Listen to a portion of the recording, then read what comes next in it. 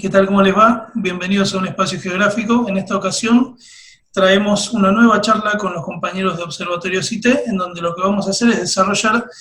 el análisis de los territorios rurales. Así que la idea de esta charla, el objetivo de esta charla, es intentar visibilizar las dinámicas de los territorios rurales y a la vez tratar de poner de manifiesto cuáles han sido o cuáles están siendo hasta el momento los impactos de la crisis pandémica en función de lo que se está analizando y de lo que se está relevando, tanto a nivel estadístico como documental. Así que bueno, invito a que se presenten para poder arrancar la charla. Bienvenidos. Muchas gracias, Rodrigo. Estamos con Cristian muy contentos de estar acá en este espacio que se ha dado de discusión, y también muy contentos de poder integrar otras temáticas como las ruralidades, en plural. Creo que es importante hacer esa diferencia,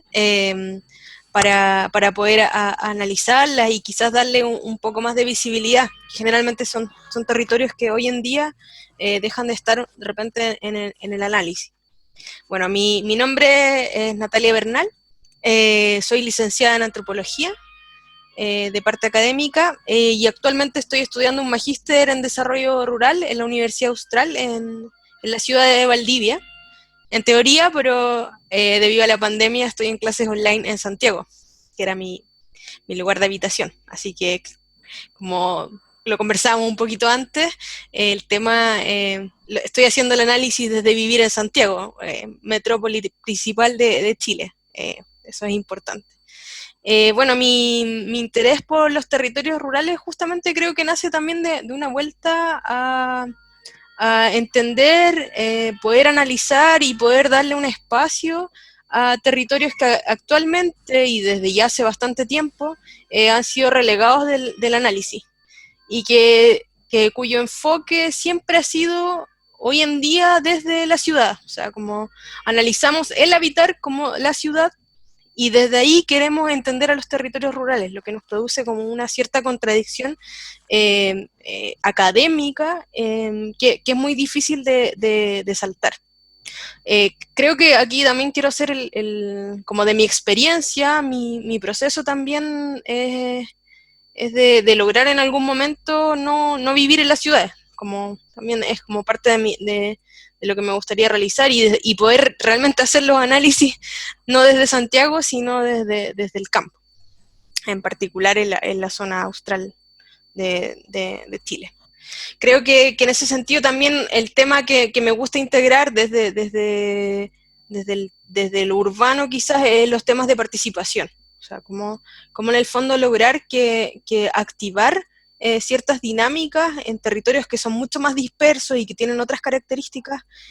físicas, geográficas, sociales y culturales,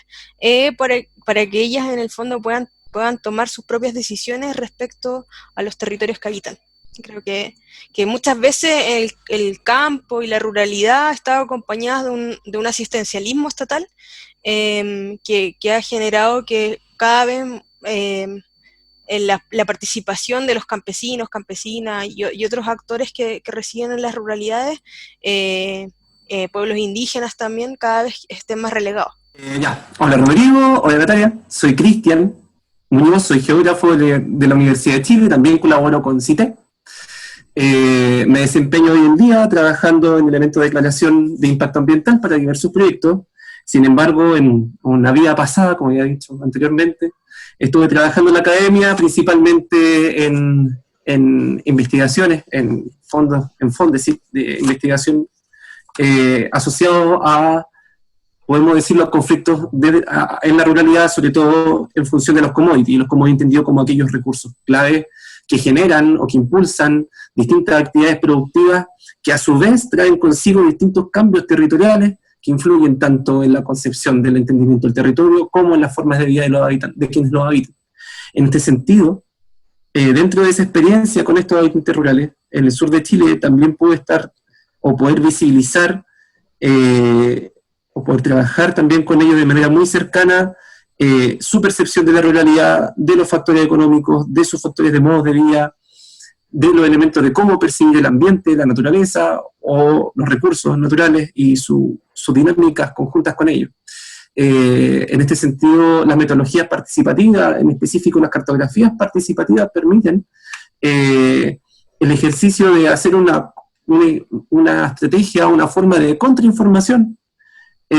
ante elementos institucionales, de entender el espacio, el territorio, de la gestión de este, y permite mostrar o dar a la mano a los mismos habitantes que quienes se pueden desempeñar en este sentido, la posibilidad de observar, de atraer, de percibir y de plasmar de alguna forma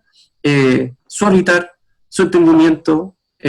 su sabiduría y también sus deseos, sus sueños o lo que quieren también para su territorio. Entonces, dentro de los intereses acerca de la ruralidad, coincido con Natalia frente a esta forma de arriba hacia abajo, ¿no? Vertical de entender los territorios, y dentro de esta forma de entender los territorios del asistencialismo, y dentro de esta forma de asistencialismo, elementos de institucionalización que llegan o tarde, mal o nunca, o atrasados frente a otras fuerzas que se mueven un poco más rápido, como intereses de mercado, intereses extractivos muchas veces, y que saben, o generalmente no saben leer muy bien, no solamente las necesidades de quienes habitan a esos sectores, sino que las posibles realidades que se pueden llegar a generar con esta dinámica. Y que tiene que ver mucho con lo que vamos a conversar ahora también, acerca de esta ruralidad también intervenida, y una ruralidad que dentro de esa intervención la vamos a observar relegada. Eso podría decir, Rodrigo. Bien, justo estaba anotándome acá lo que dijiste recién sobre la ruralidad intervenida, porque no lo quiero dejar pasar. Me parece un buen concepto como para abordar. Pero bueno, la idea es, antes que nada, bueno, gracias por sus presentaciones.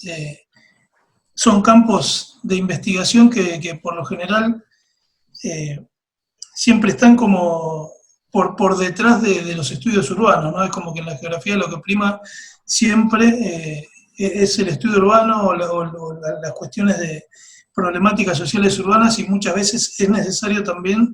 entender qué es lo que pasa más allá de las ciudades. ¿Sí? Si bien todos nosotros somos habitantes de ciudades, es necesario poder comprender qué es lo que pasa en esos espacios para poder entender la totalidad. Pero bueno, la idea en principio de pensar la charla de hoy sobre geografía rural es traer un poco al análisis esto de lo que es la idea de la geografía rural como un subcampo de investigación geográfica. ¿Sí? Antes que nada aclarar eso, esto que no es una corriente geográfica en sí, sino que vamos a estar hablando de un subcampo de investigación, y que, como estuvimos hablando hasta recién, es necesario remarcar esta dualidad que se mencionó, dualidad tradicional, entre comillas, urbano y rural, como si fuesen o como si fueran opuestos complementarios en cuanto a lo que es tanto función como una organización espacial. La idea de que es como que el área urbana sirve para una cosa y las áreas rurales sirven para otras. Y en esta línea de análisis, esto quizás sí podía aplicarse a las primeras conformaciones o a las primeras segregaciones espaciales en cuanto a funcionalidad en lo que fueron las sociedades preindustriales, o si se quiere, las sociedades a partir de la revolución industrial hasta principios del siglo XX, pero pensar hoy por hoy, o al menos es la idea de lo que quiero traer a discusión, pensar hoy por hoy que en lo urbano y rural como una dualidad tradicional y bien segregada, es como algo que queda más bien desfasado frente a los procesos que nosotros estamos viendo hoy por hoy. O sea, la idea, cuando nosotros cursamos, o al menos cuando yo cursé geografía, el secundario ya llevo hace unos cuantos años que lo terminé, ya lo puedo medir en décadas, a nosotros siempre nos enseñaban, dentro de este enfoque tradicional de enseñanza, valga la redundancia, que los espacios rurales eran algo así como espacios otros, eran cosas que estaban totalmente lejanas y que solamente servían para marcarnos, por ejemplo, cuántas cabezas de ganado había, o sea, cosas muy vinculadas con geografías cuantitativas, con geografías más bien deterministas, y que eran dotados de características más propias de una periferia, o sea, periferia pensada sí en esta lógica de centro y periferia, pero cuando uno la analiza a escala regional, a escala local o incluso a escala micro, o sea, siempre era partiendo primero del análisis urbano para pensar después qué era lo que había en los otros territorios dentro de un estado, ¿sí? Es como que quedaba bastante al margen. Entonces, partiendo de esta afirmación, la idea que quiero traer acá a debate es que lo que nosotros nos vamos a encontrar en la actualidad o en esta continuidad de pensamiento, si bien ya no se piensa en esta dualidad entre áreas urbanas y áreas rurales, sí lo que vamos a tener es que queda de manifiesto la idea de que se consolidó una especie de pensamiento hegemónico de lo socioespacial urbano. Es como que siempre se piensa a las áreas rurales a partir de lo que se puede llegar a analizar desde lo urbano como una especie de conceptualización performativa, es decir, cuando nosotros decimos la idea de rural o hablamos de ruralidad, es como que ya esa palabra rural ya viene cargada de significados y ya viene cargada de una especie de imaginario que está conformado por todas estas cuestiones que nosotros decíamos anteriormente. De hecho, tanto en el profesorado en el que yo estudié como en muchos otros profesorados siempre se enseña geografía urbana, geografía rural, y se la enseña en este sentido, o sea, como pensar primero una parte, después la otra, como funciones complementarias, y cuando empezamos a alejarnos de lo que son los centros urbanos, lo primero que empieza a aparecer es la idea de estas conceptualizaciones tales como ciudad difusa o áreas periurbanas, áreas rururbanas, que lo único que hacen es visibilizar una especie de dificultad en cuanto al abordaje de la pluralidad de fenómenos que las mismas áreas rurales empiezan a manifestar. O sea, está viendo a partir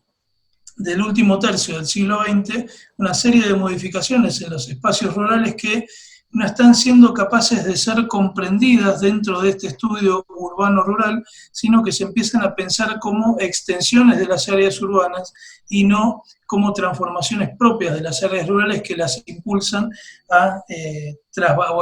no a trasladarse, sino a atravesar esta dualidad. En ese sentido, yo destacaba, y antes de cerrar para darles la palabra a ustedes,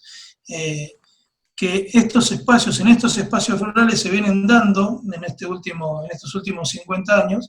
una serie de procesos que es necesario dejar bien en claro para poder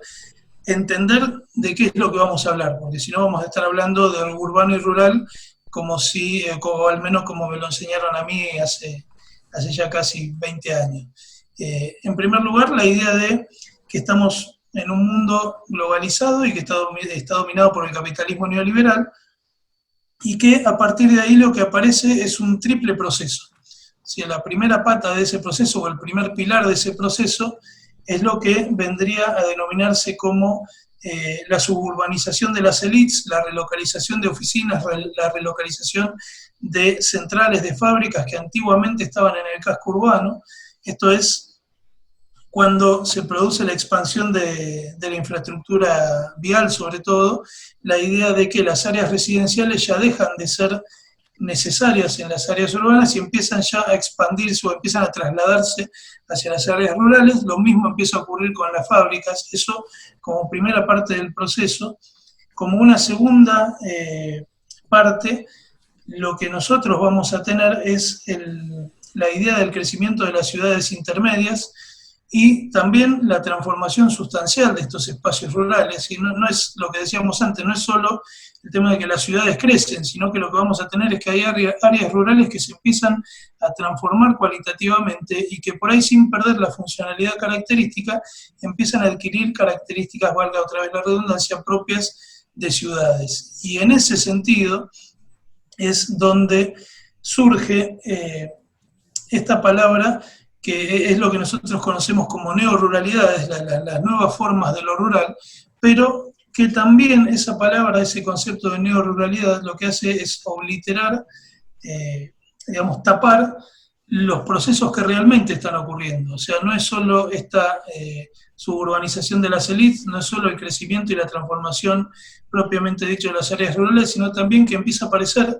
una segregación espacial vinculada al extractivismo, que es algo que mencionaba Cristian antes, con estos parámetros clásicos, ya, o a esta altura ya casi clásicos, de lo que es deterioro, exclusión, por un lado, o sea, y modernización e integración. Es lo que funciona y lo que sirve para el sistema actual, sobre todo en producción de commodities, se integra, se invierte capital, y por el otro lado lo que no funciona es totalmente abandonado, ¿sí? Y acá es donde aparece esto de las lógicas productivas, que lo que, en base a esta ruralidad intervenida, por eso me lo anoté, lo que hace aparecer es, dentro de estas áreas rurales, territorios o ruralidades incluso aún más profundas, ¿sí? Ruralidades relegadas que van a estar,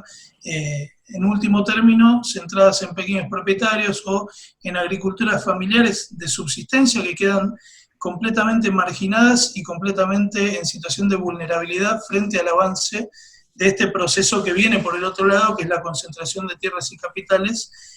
lo que se llama, o lo que Harvey denominaría acumulación por desposesión, y que lo que hace es profundizarlo todavía más. Quizás si uno tuviese que analizarlo en un conjunto, esto de qué son los territorios rurales, tendríamos que pararnos dejando de lado los espacios urbanos y entendiendo también que dentro de los territorios rurales también tenemos segregaciones que lo que hacen es generar ruralidades más integradas y ruralidades aún más segregadas que quedan a merced de los destinos del capital. Así que más o menos eso es la idea de cómo se piensa el estudio o la enseñanza de la geografía rural, y bueno, creo que ustedes van a ser buenos exponentes de esto, así que los dejo para que trabajen.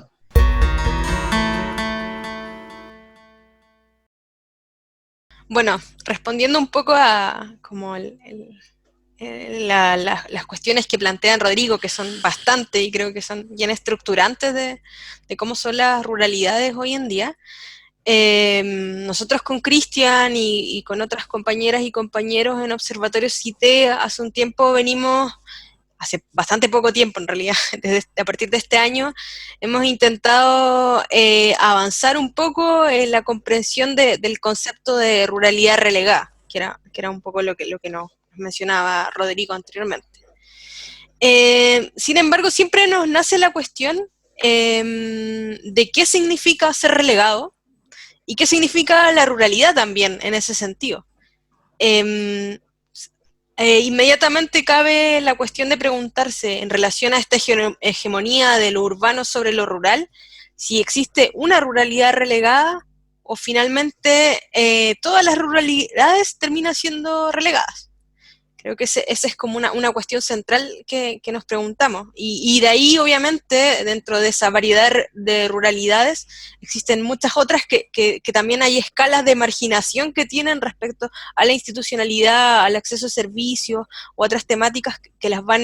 excluyendo de los procesos, finalmente. Quizás por eso, como que el análisis un poco que quería hacer era partir un poco de la historia de la ruralidad tanto en Chile como en Latinoamérica, entendiendo la importancia histórica que esta tiene, sus principales cambios que ha tenido como en los últimos 70 años, y el rol que actualmente se le está asignando. Y en ese sentido creo que la ruralidad también está muy ligada al concepto de desarrollo que se ejerció en Latinoamérica y en Chile a partir de los años 40 y 50, en un contexto de Guerra Fría, donde tanto Estados Unidos como la Unión Soviética intentan influir en procesos de cambio en los países tercermundistas, y nace como este discurso del desarrollo como el ideal ser en que se tienen que convertir los países y en el fondo transformándose en ser países del primer mundo, siguiendo como una lógica evolutiva, unidimensional, paso a paso, que les permita avanzar en ese sentido. Sin embargo, las características propias de América Latina, su rol como periférico, el rol extractivista que ha tenido desde la colonia en adelante, es imposible que esos procesos se repitan de la misma forma, y también hay que entender que hay un contexto de influencia en esta Guerra Fría, donde claramente Estados Unidos, a través del Plan Marshall, entrega recursos a los países, por ejemplo, para generar las reformas agrarias en ellos. La reforma agraria cumple un rol fundamental en la transformación del campo chileno en particular, que es como donde nosotros más hemos estudiado, pero también entiendo que en las otras reformas agrarias en los países latinoamericanos. La reforma agraria lo que planteó principalmente fue generar una redistribución de la tierra, donde de alguna forma los campesinos pudieran acceder a esta de otra manera. En Chile en particular se dieron como 3 tipos de reforma agraria. La primera, que se genera en el gobierno de Alessandri, que es una reforma muy menor, ya que Alessandri pertenecía al sector conservador de la derecha chilena, lo que le impide hacer reformas más estructurales. Posteriormente vendría la reforma agraria de Frey, en donde principalmente la redistribución del campo viene a través del nacimiento de cooperativas que permitan a los agricultores agruparse en la exportación de productos y de esa forma integrarse a los mercados internacionales. Y por último, la reforma de Allende, que es una profundización de la reforma de Frey, y que tiene más bien una influencia desde la Unión Soviética, para poder establecer a través como de granjas administradas por el Estado, para poder también de esta forma integrarse a este mercado internacional con la venta de sus productos. Posteriormente a eso, se habla mucho acá en Chile de la llamada contrarreforma que se genera en dictadura. Sin embargo, hay varios autores que han dilatado un poco este concepto de contrarreforma, pues más bien lo que se hizo, aunque muchos de los territorios que habían sido expropiados se devolvieron a los antiguos propietarios, se generó una privatización del campo a pequeños agricultores sin las condiciones para que ellos pudieran desarrollarse. Lo que finalmente permitió la entrada de grandes empresas extranjeras que pudieron comprar esos terrenos a precios muy baratos y poder generar grandes monocultivos para la exportación de alimentos. De ahí es que durante fines de los años 70 y principios de los 80, en este Chile bajo la dictadura, se producen la primera integración al agronegocio. Este proceso sería constitutivo de lo que hoy en día entendemos la ruralidad en Chile. Una ruralidad que está principalmente enfocada en las exportaciones de productos básicos, de alimentos y forestales, para el primer mundo, finalmente. Entre esos los berries, la madera, la papelera, productos que finalmente están bastante basados en la explotación de trabajadores, que tienen gran flexibilidad laboral,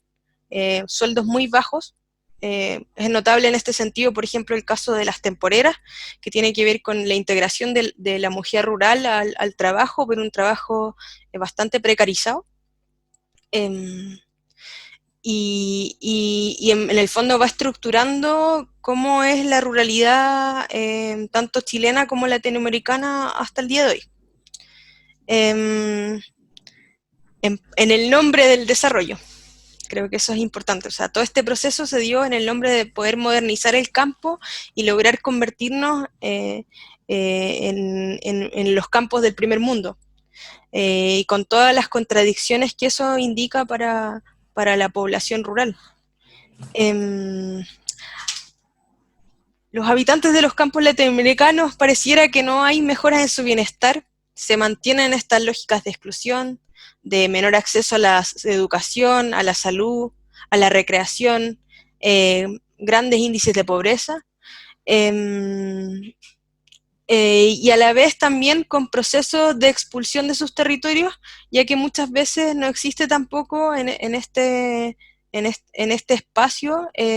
trabajo para ellos, y jóvenes y adultos deben migrar en busca de nuevas oportunidades.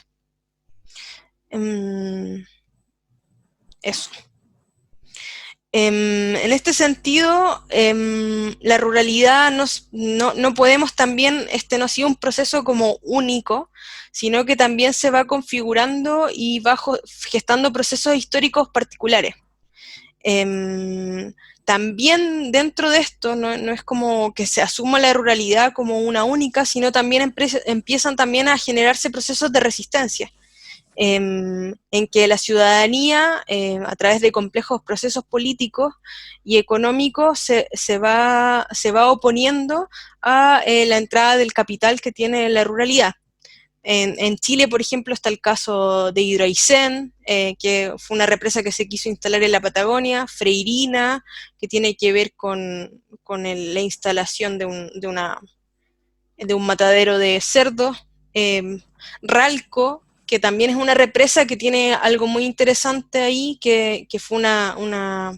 resistencia indígena de dos hermanas mapuche, en los años 90, que se oponen a la generación de una represa, ya que pasaba sobre un cementerio mapuche. Y además proponiendo alternativas de desarrollo, no solo de resistencia, como el caso de las cuidadoras de semillas de Anamuri, que a la vez se oponen a la entrada de Monsanto y las semillas transgénicas, pero generando un proceso de cuidado, de traspaso y de conocimiento sobre las semillas nativas y la diversidad que ellas tienen. Creo que en este sentido, respecto a la ruralidad, nosotros como parte de la academia, como parte de cientistas sociales en espacios, tenemos el deber de dinamizar los conceptos y poder integrar nuevos para poder entender las ruralidades en todas estas complejidades. Una ruralidad que por años ha sido marginada al servicio de lo urbano y utilizada en ese sentido como su accesorio productivo. O sea, solo estamos entendiendo las ruralidades cuando las ponemos en pos de la ciudad. O sea, por ejemplo, en este caso, pandemia. Se piensa en la ruralidad como la que nos va a traer las papas, la que nos va a traer los porotos, las legumbres, pero recién ahí, no antes, no en la previa ni en la complejidad que ellas tienen hoy en día. Eso. Sí, o que incluso se las nombra, o se acude a las ruralidades, como hubo un par de intentos de la elite de Silicon Valley, que era como que proponían crear ciudades en el medio de un lago totalmente alejado. O sea, como que se alude a las ruralidades para esto que decís vos, como proveedoras de lo que la ciudad necesita, o en el último de los casos, a los lugares a donde hay que ir a aislarse para no contagiarse de la pandemia, digamos, lo cual lo